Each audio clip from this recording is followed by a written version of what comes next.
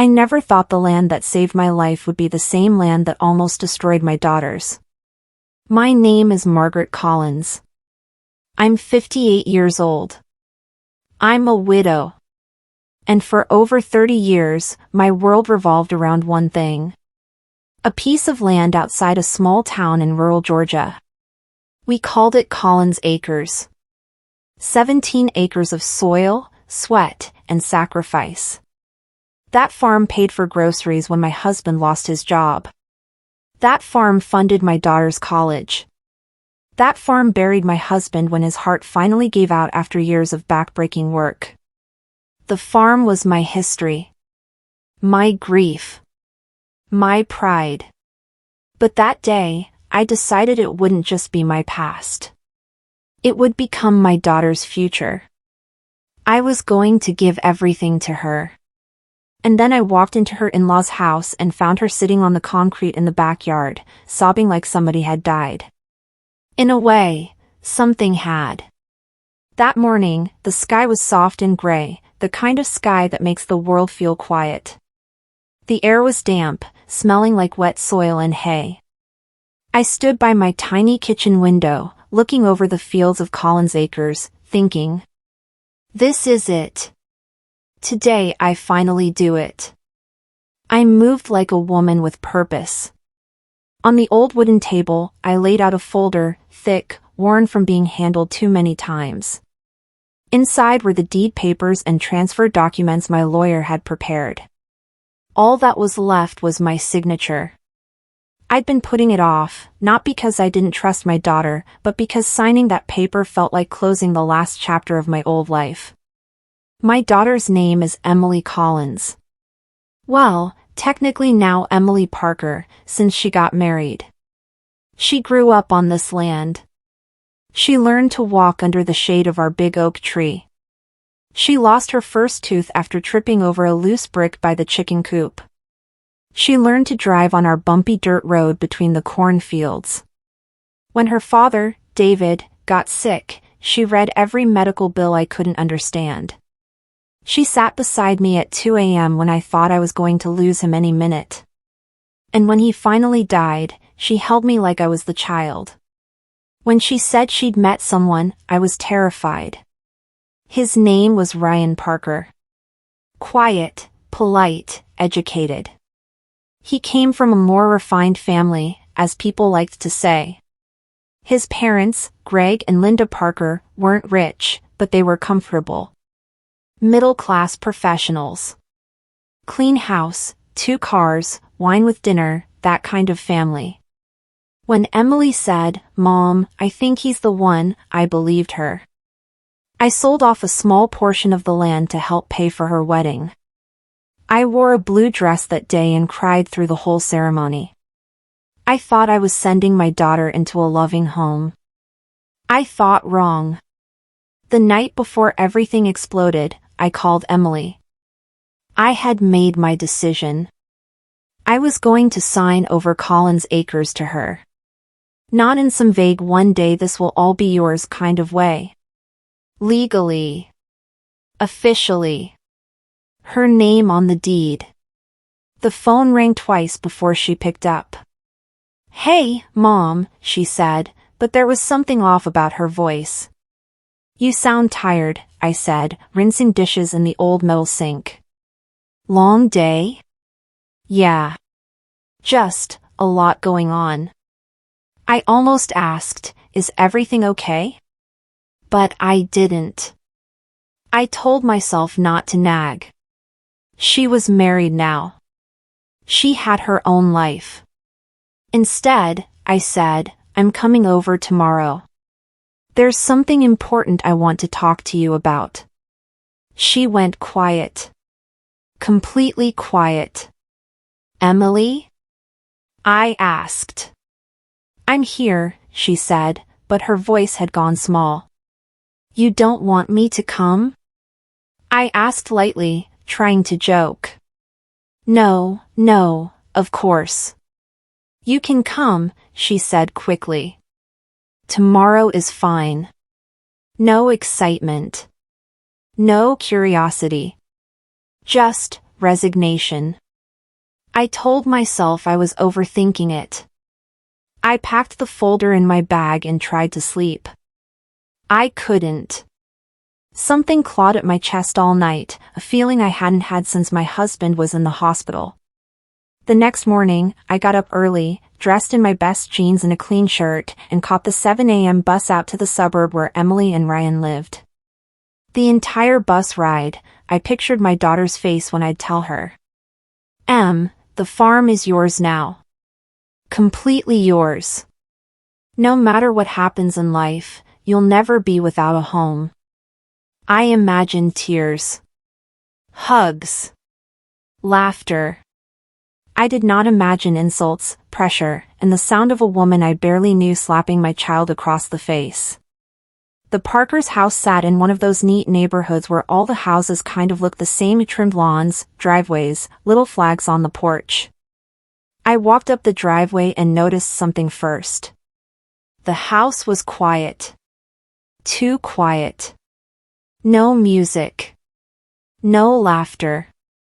No TV noise. No dogs barking.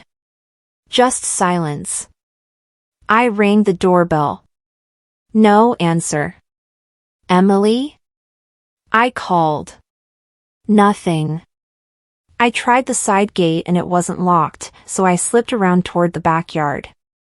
That's when I heard it. A sound I hadn't heard from my daughter in years. Ugly crying. Not the soft, movie-style crying. I mean the gasping, choking, chest-heaving kind of crying. My ribs clenched. I quickened my steps around the corner. And there she was. My Emily. 29 years old. Sitting on the cold concrete by the shed, knees pulled up, arms wrapped around herself, eyes swollen, mascara smeared down her cheeks. She looked like a teenager who had just been told the world was ending. Emily! I rushed toward her, my bag sliding off my shoulder. She flinched when she saw me, then crumbled, grabbing onto me like I was the only solid thing left. Mom, she choked out, and then sobbed into my chest. My heart shattered and turned to fire all at once. I held her tight. What's going on? Are you hurt? Did something happen with Ryan? Are you sick? Emily, talk to me. Before she could answer, a cold female voice cut through the air. Well, that didn't take long. I looked up. Standing on the patio, arms crossed, sipping coffee out of a white mug like it was a scene from a soap opera, was Linda Parker, Emily's mother-in-law. Perfect blonde highlights. Immaculate nails. Expensive slippers. No expression of concern whatsoever. Behind her, leaning on the door frame, was Ryan's older sister, Jessica, athletic, sharp-eyed, phone in hand, observing everything like she was studying a case. My daughter gripped my arm, whispering desperately, Mom, please. Please don't say anything yet. That's when I knew this wasn't just a bad day. Something ugly was happening here. I looked Linda dead in the eye. What happened here? I demanded. Why is my daughter crying like this? Linda took a slow sip of her coffee, then set the mug down. Maybe she should tell you, she said coolly. She's the one who's been lying. I stared at Emily. Lying about what? I asked, my voice already starting to shake. Emily shook her head. I wasn't lying. Mom, I swear, I wasn't. Jessica stepped in, her voice dripping with sarcasm. Maybe we should start with the part where your little princess has been hiding the fact that she practically owns half a town, she said. That's a fun detail to leave out. I blinked. What are you talking about?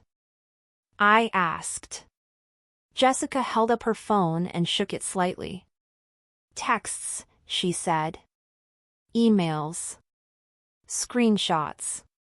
Conversations with some lawyer about transferring Collins Acres to her name. Very interesting reading material. My blood ran cold. How did you get access to her texts and emails? I asked. My gaze slid to the back door as Ryan finally stepped outside. He looked awful. Dark circles under his eyes, jaw clenched, hair messy. He didn't meet my eyes. Ryan?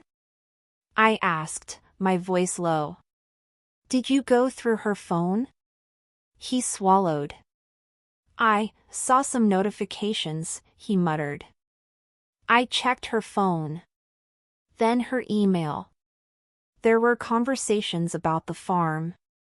None of us knew anything about it. Not one word. I turned back to Emily. Her face was crumpled with guilt and anger. I wasn't hiding it, she said, tears spilling over again.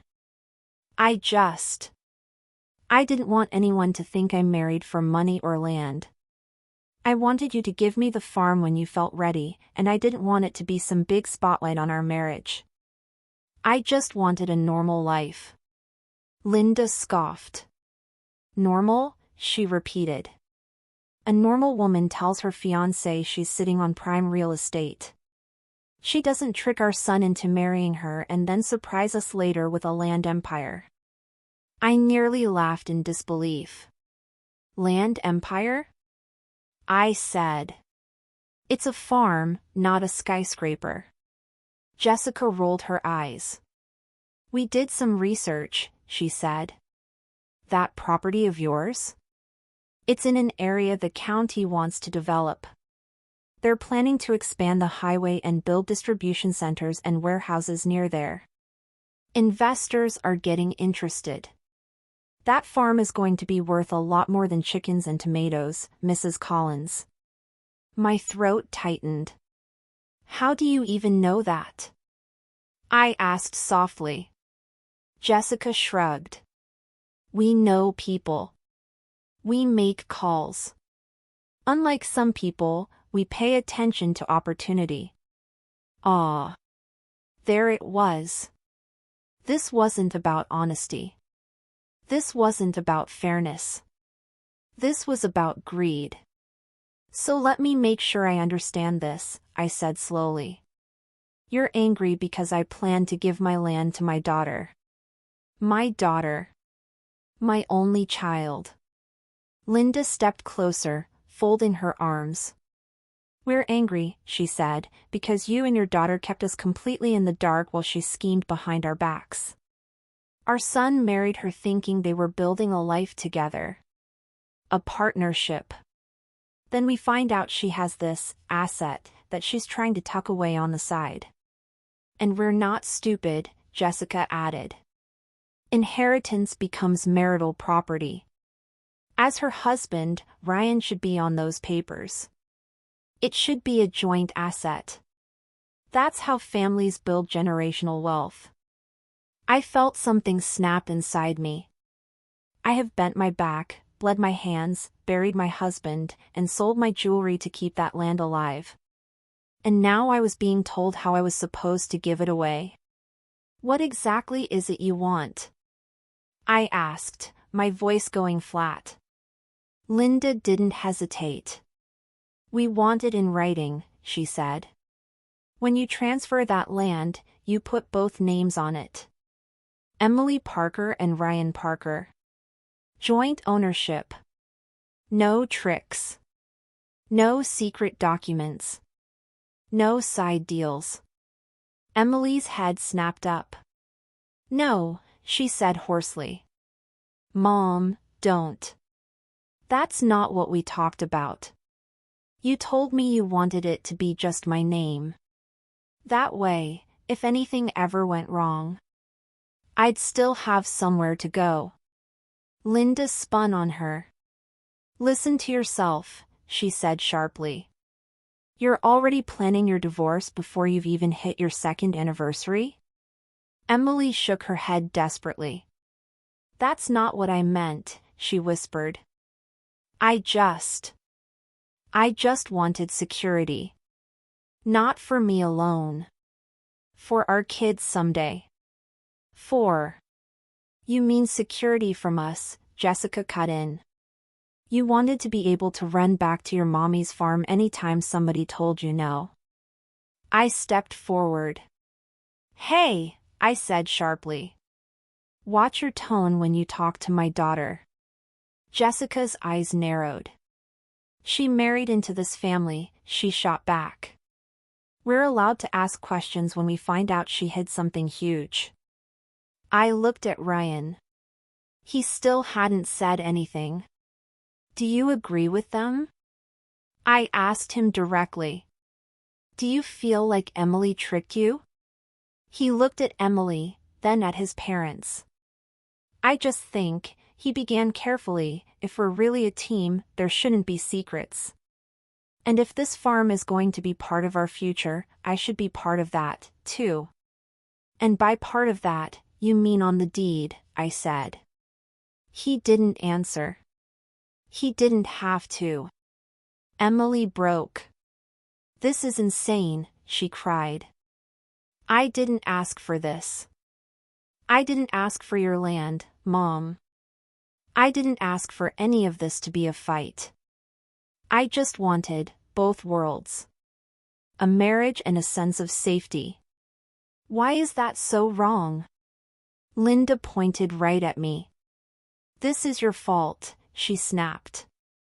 You raised her to think she can string people along, always having a backup plan. Well, that's not how we operate in this family. We don't do secrets. We don't do games. I felt my hands shaking.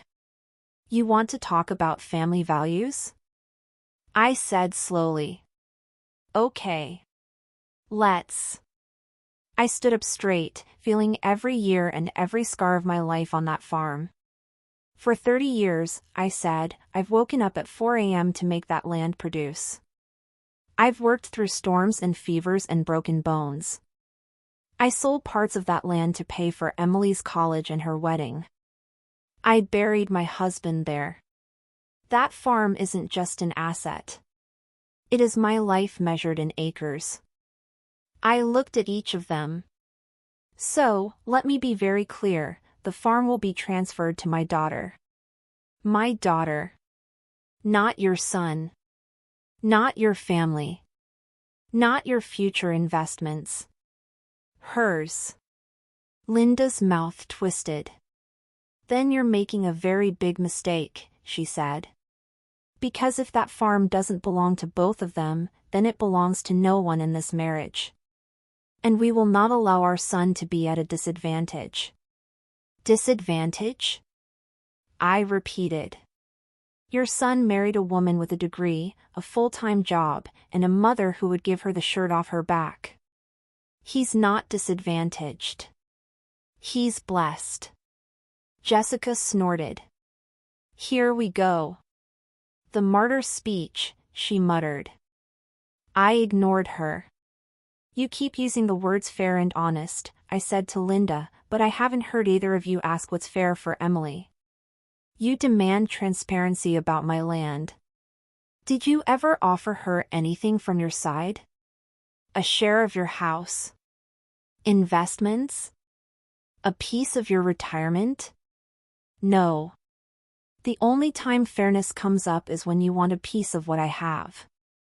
Linda took a step closer, eyes blazing. If you walk out of here with those papers, she said, you might as well take your daughter with you. Because she's not going to have a husband in this house. We won't tolerate being used. And there it was. The threat. Land, or marriage. My daughter's fingers tightened on my sleeve. Mom, she whispered shakily. Please don't sign anything that puts their name on it. Please. I know these people. They'll push and push until everything is gone. My heart was ripping in two. On one side, a mother who wants her child's marriage to survive. On the other, a mother who knows exactly how things go when you hand control of your only lifeline to people who have already shown you their teeth. I wish I could say I thought it through calmly. I didn't. I acted on instinct. The instinct to protect. The slap that changed everything. I reached into my bag, pulled out the folder with the deed papers, and held it up. You want this so badly? I asked softly. You want proof that it's real, that I was going to give her the farm? Here. I opened the folder, pulled the documents out, and everyone's eyes followed my hands. I looked at Emily. These were for you, I said. Today. I was going to surprise you. I was going to sign the farm over so you would never have to beg anyone for a roof over your head. She gasped. Mom. I didn't know. I know, I said. Because you respected my timing. I looked at the Parkers. You, I continued, have not earned that respect. Then, without warning, I tore the papers in half. Emily screamed. Mom! The sound of ripping paper tore right through all of us. Pieces drifted to the ground like dead leaves. Ryan shouted, What are you doing? Linda looked stunned. Jessica's jaw literally dropped. Those were just copies, I said calmly. Drafts. My lawyer has the originals. The county has the records. I can have 10 more sets printed by tomorrow. Tearing this doesn't change anything except one thing. I dropped the shredded pieces at my feet. It shows you I will not be bullied into handing over my life's work. That's when Linda snapped. You selfish, manipulative woman, she hissed, pointing a shaking finger at me. You're ruining your daughter's future. And then she did the one thing I will never forgive. She turned and slapped Emily across the face. The crack echoed off the back wall. Emily's head whipped to the side. Her hand flew to her cheek. Her eyes went wide with shock. For a half-second, the world went perfectly silent. I didn't feel my feet move. I didn't feel my heart beating. All I felt was rage. You laid your hand on my child? I whispered. Ryan finally moved, stepping forward. Mom! What the hell? Linda barely looked sorry. She deserved it, Linda snapped. She brought this on herself. I stepped between her and Emily. You ever touch my daughter again, I said quietly, and I will drag you to court so fast your head will spin. You will be lucky if you ever see your son and future grandkids without a judge present. Linda laughed bitterly. Court? Over a slap? She scoffed. Good luck with that. I turned to Ryan. You stood here, I said, voice trembling, while your mother slapped your wife and insulted her family. You went through her private messages. You let all this happen in your house. And you did nothing. He opened his mouth. No, I cut him off. Don't explain. Just answer one question. If Emily had nothing, no college degree, no farm, no inheritance, not 1 cent to her name, would you still be standing here right now? Or would your family be talking about how she isn't enough for you? Silence. He couldn't answer. That silence was the loudest thing I'd heard all day. I turned to Emily. Get up, I said softly. She hesitated, then pushed herself to her feet, still holding her cheek. Go inside, I told her. Pack a bag. Clothes, personal documents, whatever you can grab in 10 minutes. We're leaving. Her eyes filled with fresh tears. Mom, I can't just walk out, she whispered. They'll say I abandoned my marriage. They'll blame you. They'll say you brainwashed me. I took her face gently in my hands. They can say whatever they want, I said. I'd rather they hate me and you be safe, than they love me while they tear you apart. Linda snapped, "You're not taking her anywhere. This is her home now. She's a Parker." I turned to her. "No," I said. "She's Emily Collins Parker. And Collins comes first." That was true the day she was born. It's still true now. Ryan looked torn. "Can we just calm down?" he said weakly. "Emily, we can talk this through." I stared at him. "Did you talk it through with her before going through her phone?" I asked.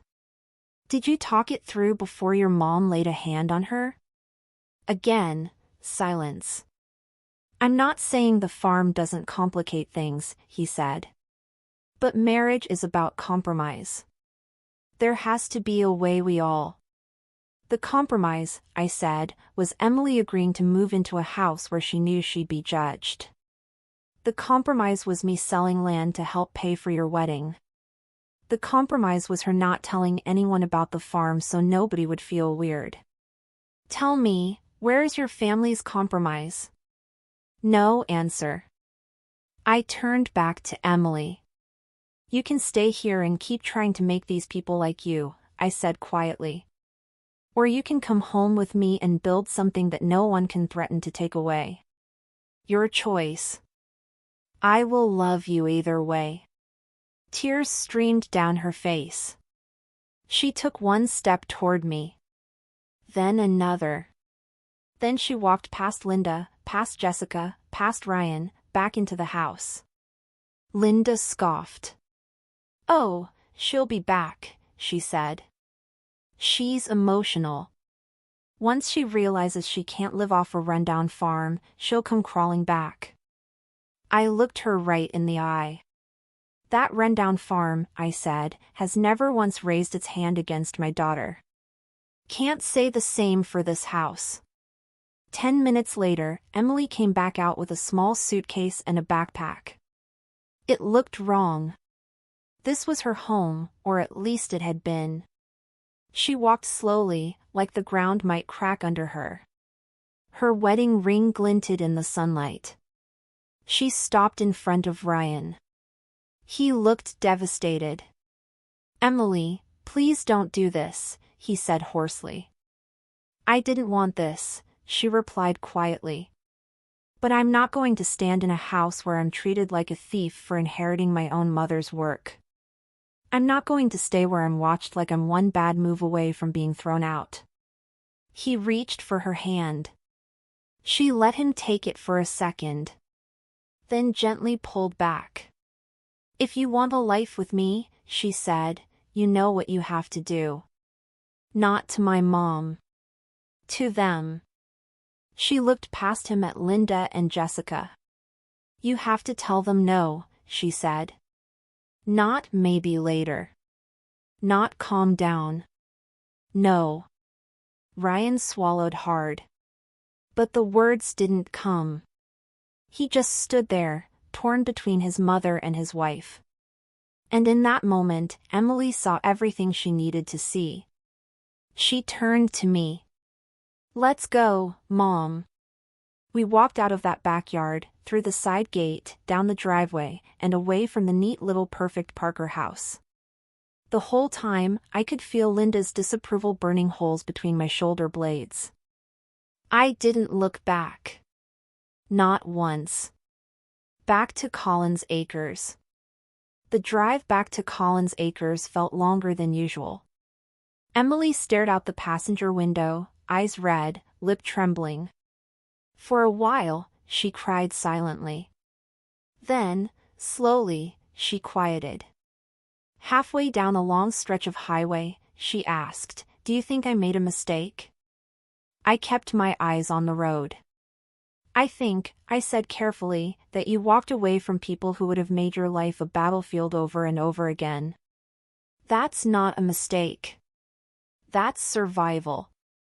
She leaned her head against the window. When I said for better or worse, she whispered, I didn't realize the worse would show up wearing my mother-in-law's perfume. I let out a humorless snort. Yeah, well, vows don't give anyone the right to treat you like you're up for auction, I replied. When we got to the farm, it was late afternoon. The sun was starting to dip, casting a warm, golden glow over the fields. The old wooden house looked small compared to the Parkers' place, but it was home. Real home. As we stepped out of the car, Emily took a deep breath. The smell of grass, soil, and faint manure hit her. This place smells like childhood, she said quietly. And possibility, I added. We unloaded her bags and carried them inside. For the first few nights, she cried. Not just about Ryan. About everything. Lost dreams. Crushed expectations. The embarrassment of a marriage falling apart so soon. She confessed she'd been walking on eggshells for months, always trying to impress, always trying to prove she wasn't just a farm girl. You were never just anything, I told her. You were always more than enough. They were just too small-minded to see how big your worth is. Turning pain into work. A week later, I woke her up at 5:30 a.m. She groaned and pulled the blanket over her head. Mom, what are you doing? Get up, I said, flicking on the lamp. You wanted security? Time to earn it. She peeked out. What? I handed her a pair of work boots. You're a farm owner now, I told her. You don't get to sleep in. She sat up slowly. Owner? She repeated. I sat on the edge of the bed and placed a thick manila envelope in her lap. These, I said, are the real documents. Her eyes widened. You still want to give me the farm? She whispered. I nodded. What happened in that backyard doesn't change the fact that I trust you, I said. I'd rather my land be in the hands of a woman who walked out of hell than in the hands of people who tried to drag her into it. She swallowed hard. Mom, what about you? She asked. Where do you fit into all of this if the deed is in my name? I smiled. I've spent my life surviving, I said. I want to spend the rest of it helping you thrive. The legal shield. We drove back into town and met with my lawyer, Michael Harris, a calm man with gray at his temples and reading glasses perched on his nose. He listened patiently as we told him everything, every insult, every demand, every threat. When we finished, he sat back and folded his hands. You did the right thing leaving, he said. But now we need to make sure they can't touch this farm legally. He opened a folder and slid a set of documents toward us. These transfer papers, he said, will put Collins Acres entirely in Emily's name. We will also attach a legal clause that classifies this as separate property, not marital property. That means no spouse or spouse's family can ever lay claim to it in a divorce or inheritance case. This land is hers and hers alone, no matter what. Emily stared at the papers. So, we're basically bulletproofing the farm, she said softly. Exactly, he replied. The land belongs to her. Period. He looked at her over his glasses. Emily, this isn't just about money, he said. It's about control. Don't ever let anyone use love as a bargaining chip to gain financial power over you. Tears shimmered in her eyes again, but this time they weren't just sad. They were fierce. We signed. When she wrote her name Emily Collins on that line, her hand shook. But the letters were steady. When it was done, she held the folder like it was something fragile and priceless. Because it was. The rise of Collins Acres. We went back home and got to work. For the first few weeks, Emily struggled.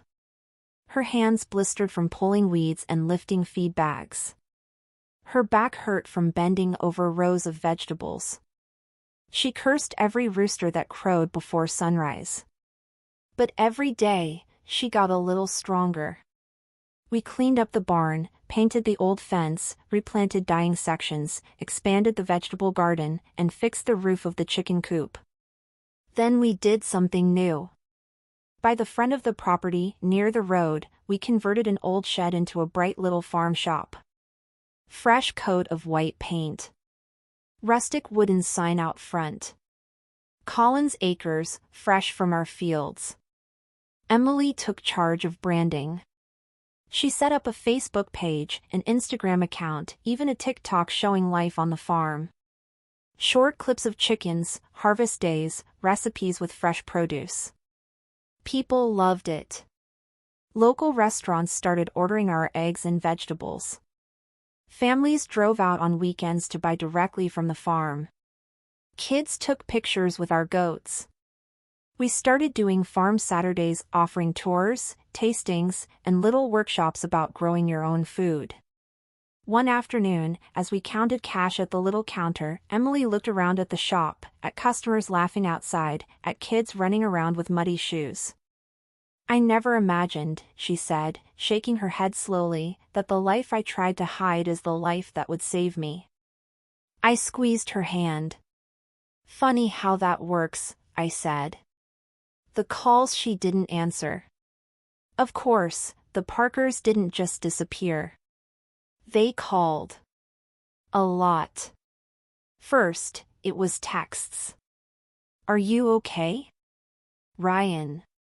Call me, please. Ryan. We can talk about this. Ryan. She ignored most of them. Then came the calls from unknown numbers that turned out to be Linda. Emily, she said on one call. Emily finally answered, "You're acting like a child. You walked out on your marriage over a misunderstanding." A misunderstanding? Emily repeated, her voice dangerously calm. You hit me, Linda. There was a pause. I shouldn't have done that, Linda said stiffly. But you pushed us all to a breaking point. Emily's lips trembled, but her tone stayed ice cold. No, she replied. You got angry that I had something you couldn't control. We just wanted to know our son wasn't being lied to, Linda insisted. If your son wants to know my heart, he can pick up a phone and ask without you sitting next to him, Emily said. But he didn't. He let you turn this into a property negotiation. Don't throw away your marriage over land, Linda snapped. I'm not throwing away anything, Emily said. You did. And then she hung up. The calls slowed after that. But they didn't stop completely. The day he came to the farm. It was a sunny Saturday about 6 months later. Our parking area was full of cars.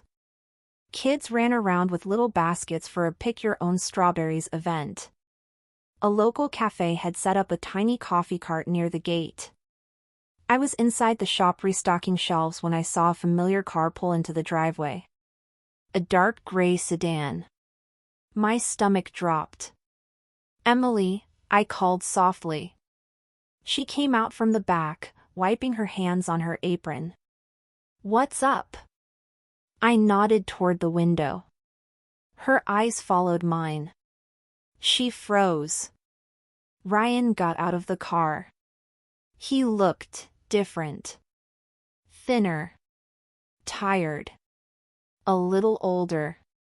But his eyes were clearer than the last time I'd seen him. He stood there for a second, taking in the sign, the shop, the crowd. Then he walked slowly toward us. I can ask him to leave, I said under my breath. Emily took a deep breath. No, she said quietly.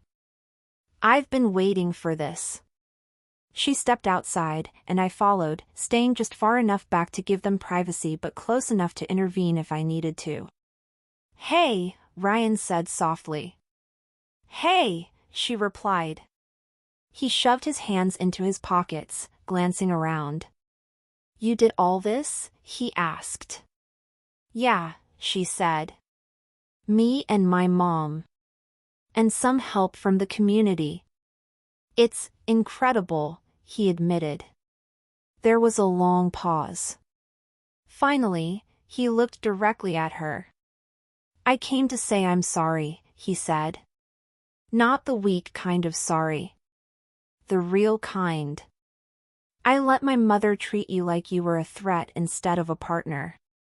I let her talk about your family like you were trying to con us. I let her hit you and I didn't stand between you. I should have. Tears gathered in Emily's eyes, but she blinked them back. Why now? She asked quietly. Why 6 months later? Because it took me this long to stop hiding behind her, he said. To admit that I was a coward. It was easier to tell myself we were protecting the family than to admit I just didn't want to stand up to her. He pulled a folded paper from his pocket. I talked to a lawyer, he said. I signed a statement relinquishing any current or future claim to Collins Acres. If you ever decide to let me back into your life, it won't be because of land. I wanted you to know that. He offered the paper. Emily didn't take it immediately. She just stared at him. You want to know something funny? She said. Before you ever found out about the farm, I thought I was the one who was scared. Scared you'd think I married above my station, scared your family wouldn't approve of my background. I was so busy trying to make myself smaller, more acceptable, I didn't see that you were the one who was too scared to say no to them. He winced, but nodded. You're right, he said. I was afraid of being the son who disappointed everyone. But losing you made me realize something. He looked around. You didn't just build a farm, he said. You built a life that doesn't need anyone's permission. And I want to be the kind of man who deserves to stand next to that woman, not hide behind her while my family tears her down. Emily took the paper from him finally and glanced at it. It was legit. His signature. A formal renouncement of any interest in the farm. She folded it and put it in her apron. That's a start, she said. Does that mean, he began? It means I see you trying, she said. But I'm not a girl standing in a backyard begging to be loved anymore, Ryan. I'm a woman who owns 17 acres and her own future. If I let you back into my life, it will be one step at a time. And if your mother ever lays a finger on me again or disrespects my mom, you won't have to choose, because I'll walk away myself. And this time, I won't cry when I do it. He nodded, tears in his eyes. That's fair, he said. And if you never choose me again, I'll still be grateful you woke me up. He took a breath. Can I at least come by sometimes? He asked. Not to talk about us. To buy eggs. To support your business. To show you that I meant what I signed. She studied him for a long moment. Then she gave a small nod. You can come, she said. As a customer. He smiled sadly. Best customer I'll ever be, he said. He turned to go, then stopped and looked at me. Mrs. Collins, he said, you were right. About everything. About the farm, about Emily, about my family. I'm sorry I didn't listen. I held his gaze. Apologies don't fix black eyes, I said quietly. But they're better than silence. We'll see what you do with the rest of your life. He nodded, then walked back to his car and left. Emily watched the car disappear down the road. I walked up beside her. How do you feel? I asked. She exhaled slowly. Strong, she said. For the first time in a long time, strong. We turned back toward the shop, where customers were laughing and kids were running around with strawberries in their hands. "Mom," she said. "Yeah." "Thank you," she whispered. "For choosing me that day. For not trading my dignity for their version of peace." I slipped my arm around her shoulders. "Peace that demands you stay quiet while you're being hurt," I said, "isn't peace. That's just pretty-looking prison." She smiled, wiped her eyes, and squared her shoulders. "I've got work to do," she said. "The woman who owns this farm has a business to run." She walked back toward the shop, sunlight catching on her hair, moving with a confidence I hadn't seen in years. I looked out over Collins Acres, my life's work, now hers. The land I once feared would be stolen had become the foundation of her freedom.